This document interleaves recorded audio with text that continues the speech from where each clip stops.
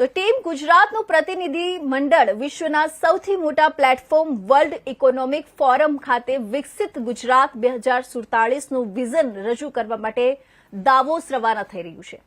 આગામી 4 દિવસમાં પ્રતિનિધિ મંડળના સભ્યો ઇલેક્ટ્રોનિક સંરક્ષણ, સેમિકન્ડક્ટર અને નવીનીકરણીય ઉર્જા સહિત અનેક મુખ્ય ક્ષેત્રોમાં રોકાણ આકર્ષવાનો પ્રયાસ કરશે।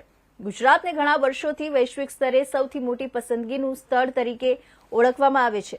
મુખ્યમંત્રી ભૂપેન્દ્ર પટેલના વિઝનને અનુરૂપ ટીમ ગુજરાતના યુવાનો માટે રોજગારની નવી તકો ઊભી કરવાનો પ્રયાસ કરશે। પ્રતિનિધિ મંડળનો ઉદ્દેશ્ય રાજ્યમાં હાઈટેક અને રોકાણ સંચાલિત પ્રોજેક્ટ્સ લાવવાનું છે। પ્રતિનિધિ મંડળના સભ્યો દાવોસમાં વિવિધ આંતરરાષ્ટ્રીય કંપનીઓ અને રોકાણકારો સાથે મુલાકાત કરશે।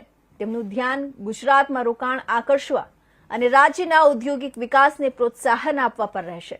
અધિકારીઓએ જણાવ્યું હતું કે આ મુલાકાત ગુજરાતની પ્રગતિને આગળ વધારવા અને નવી રોજગારીની તકો ઊભી કરવા માટે મહત્વપૂર્ણ છે।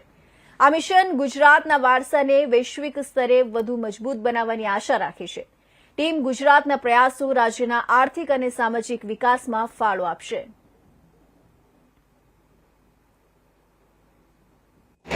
આજે વિકસિત ગુજરાત @2047 વિઝનને દુનિયાના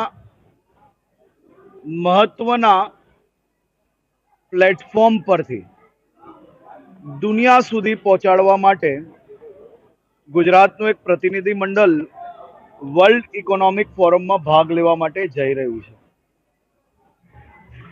વર્લ્ડ ઇકોનોમિક ફોરમમાં ગુજરાતની જે લેગેસી છે, ગુજરાતની જે ઓળખ છે, જે વર્ષો વર્ષથી દુનિયાભરની કંપનીઓ માટે ઇન્વેસ્ટમેન્ટનું સૌથી મોટું પ્લેટફોર્મ જે છે તેને આ લેગેસીને આગળ વધારવા ગુજરાત સરકારના અને ગુજરાતના મુખ્યમંત્રી શ્રી ભૂપેન્દ્રભાઈ પટેલના માર્ગદર્શનમાં જે ઇન્ડસ્ટ્રીઝ પોલિસીઝ, જે સેમિકન્ડક્ટર હોય કે પછી લેટેસ્ટ મેન્યુફેક્ચરિંગ પ્લાન્ટ્સ હોય કે પછી નવી ટેકનોલોજીના ટાઈપ હોય કે ડિફેન્સની વાત હોય, ઇલેક્ટ્રોનિક્સની વાત હોય, આ બધા જ મેન્યુફેક્ચરિંગ હબ તરીકે ગુજરાત એ સૌથી પ્રિફર્ડ ડેસ્ટિનેશન તરીકે વર્ષોથી દુનિયાભરની અંદર ઓળખાય છે।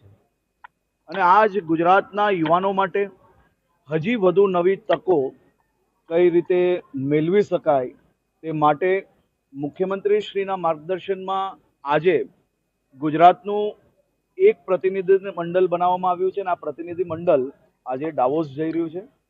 દાવોસમાં આવનારા 4 દિવસમાં